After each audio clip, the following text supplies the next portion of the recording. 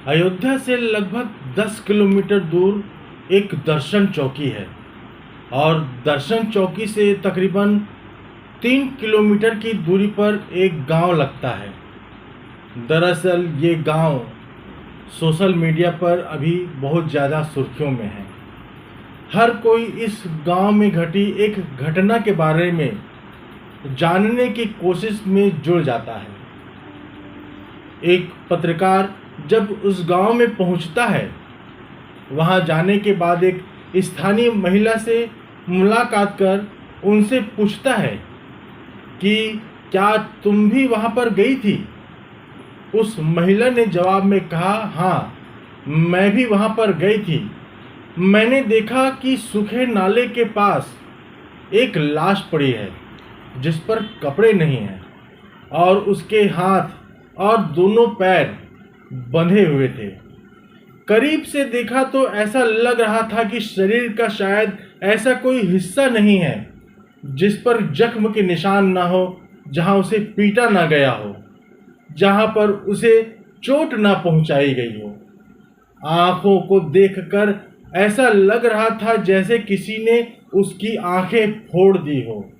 हाथों को देखकर लग रहा था मानो किसी ने उसके हाथ और पैर दोनों तोड़ दिए हो। उसके निजी अंगों को देखने से लग रहा था जैसे किसी ने लकड़ी या डंडा इंसर्ट कर दिया हो। साथ ही कांच की बोतल भी उसके प्राइवेट पार्ट के अंदर डाली गई हो। इस दृश्य को देखने के बाद वो महिला बेहोश होकर गिर जाती है। महिला को घर लेकर आते हैं, उसे होश आता है। तब फिर उसी पत्रकार ने फिर महिला से पूछा, तुम कौन हो?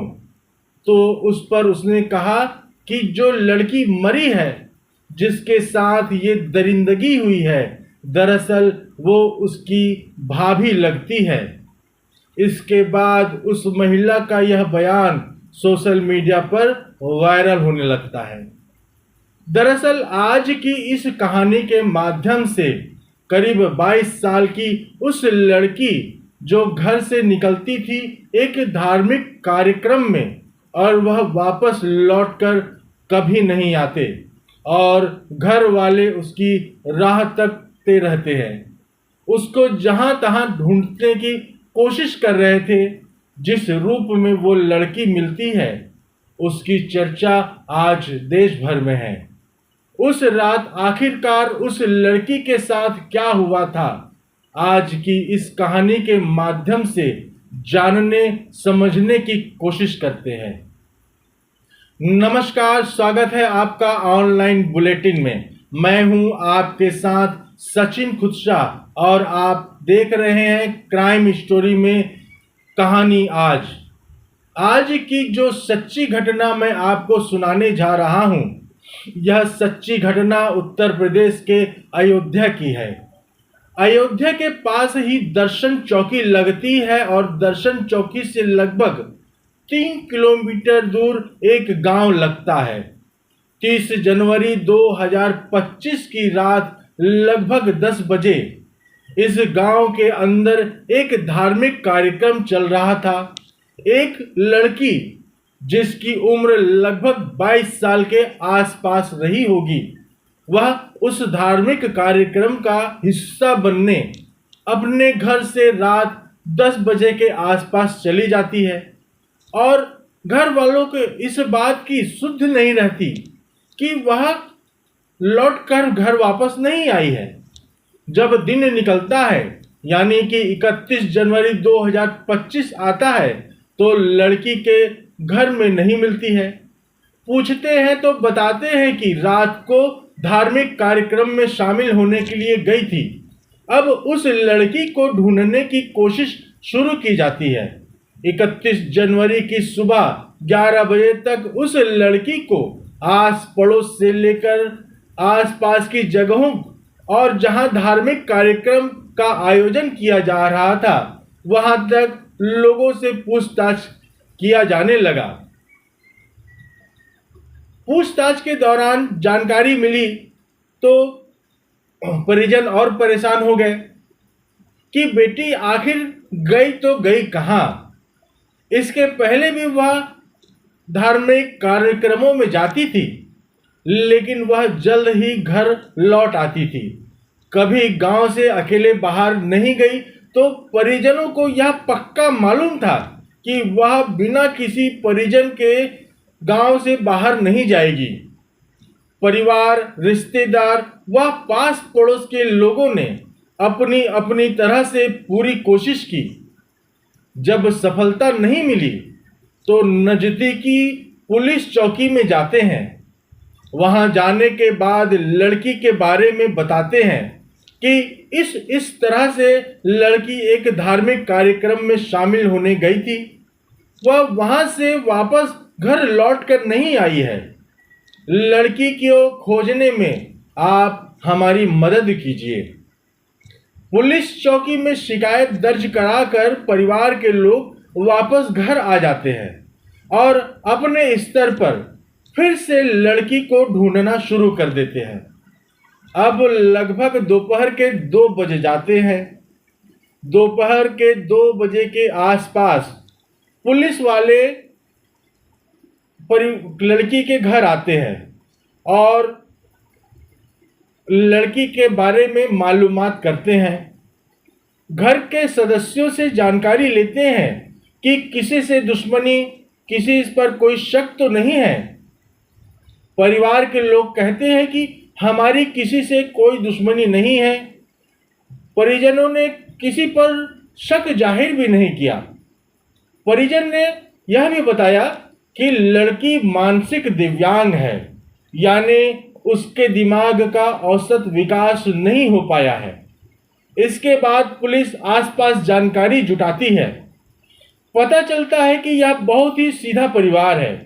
इनकी कहीं कोई दुश्मनी की बात पता नहीं चलती है कि किसी को शक के आधार पर उठाया जाए और पूछताछ की जाए। अब पुलिस भी थोड़ा ढिलमुल रवैया अपनाते हुए जांच की जहमत नहीं उठाती है और पुलिस घर से चली जाती है। यहाँ घर वालों की चिंताएं लगातार बढ़ती चली जाती है।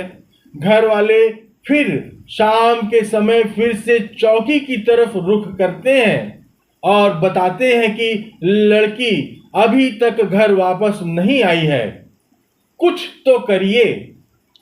तब शायद पुलिस वालों पर थोड़ा बहुत दबाव लगा होगा, तो शाम के 7:30 बजे के आसपास पुलिस FIR दर्ज कर लेती है। बावजूद इसके भी शायद पुलिस ने उतनी तत्परता से, इतनी ईमानदारी से इस काम में अपनी दिलचस्पी नहीं लेती है। पुलिस के बारे में बताया जाता है जैसे कि मीडिया में चल रहा है कि महाकुंभ में ड्यूटी लगी हुई है, इसीलिए वहाँ ज़्यादा संख्या में पुलिस वाले भी नहीं हैं। अपने स्तर से जहाँ तहाँ यहाँ वहाँ जाकर जहाँ भी ढूंढ सकते हो ढूंढ लो। अब यहाँ परिवार वालों की चिंता लगातार बढ़ती जा रही थी। एक रात निकल चुका था, दूसरा दिन भी निकल चुका था और एक और रात आ चुकी थी। अब वो इस रात भी पूरी तरह गुजर जाती है। अब आता है 1 फरवरी 2025। इसके बाद गांव परिवार के लोग जहां तहां अपनी अपनी तरफ से लड़की की खोजबीन करने की कोशिश कर रहे थे। इसी दौरान गांव के स्कूल के पास ही बने शौचालय के अंदर और बाहर लोगों को खून के कुछ धब्बे दिखलाई पड़ते हैं। लोग देखते हैं, ये क्या? जहां खून के छींटे मिले थे वहीं से जमीन पर कुछ घसीटने के निशान दिखलाई पड़ रहे थे। इस निशान को देखकर लोगों का हुजूम इकट्ठा हो जाता है। घसीटने का निशान स्कूल के शौचालय से खेत की ओर जा रहे थे।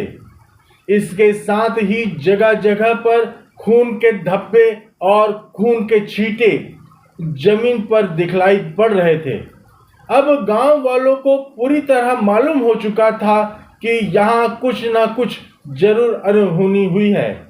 यह लड़की जो गायब हुई है, उसके जो जीजा होते हैं, वे भी अपनी तरफ से कोशिश कर रहे होते हैं।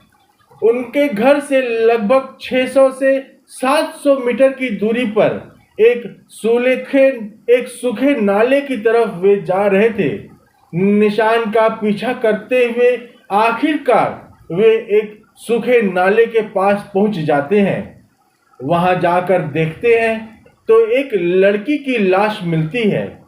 लड़की की लाश पर कपड़े नहीं थे, उसके हाथ और दोनों पैर बंधे हुए थे। आखिरकार अब बात पुलिस तक पहुंचती है। पुलिस अब यहां से जांच पड़ताल करना शुरू करती है। घर से सूखे नाले की लगभग दूरी 500 मीटर और शौचालय से लगभग 700 मीटर की दूरी पर यह सूखा नाला है। और यह जो धार्मिक स्थल है, जहां धार्मिक कार्यक्रम चल रहा था, वहां से उस सूखे के नाले की दूरी लगभग 500 मीटर की है, जहां पर लड़की की लाश मिली थी। इसके बाद पुलिस जांच पड़ताल में जुट जाती है। स्कूल में काम करने वाले कर्मचारियों से पूछताछ करती है। स्कूल के आसपास बने 2-3 घर के लोगों से पूछा जाता है। जानकारी मिलती है कि यहाँ पर एक चौकीदार रहता है। शौचालय के अंदर व बाहर खून के धब्बे मिलने से चौकीदार ही पुलिस का प्राइम सस्पेक्ट हो जाता है। पुलिस चौकीदार को उठाती है। पूछताछ में चौकीदार दिग्विजय सिंह पुलिस को अलग अलग बयान देकर गुमराह करने की कोशिश करता है।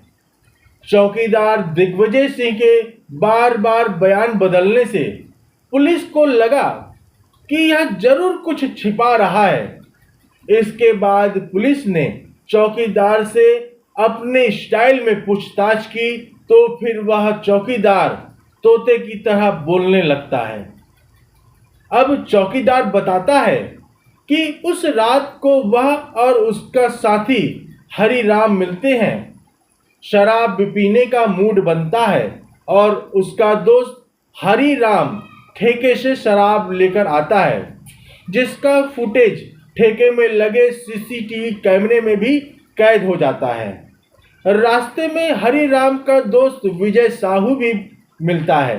अब ये तीनों दोस्त शराब पीते हैं और शराब कम पड़ जाती है। इसके बाद उनका दोस्त और शराब लेने अकेले ठेके पर जाता है। इसी दौरान इन्हें जब यह लड़की शायद धार्मिक कार्यक्रम की तरफ जा रही थी, इनको मिल जाती है। वे उस लड़की का अपहरण कर लेते हैं।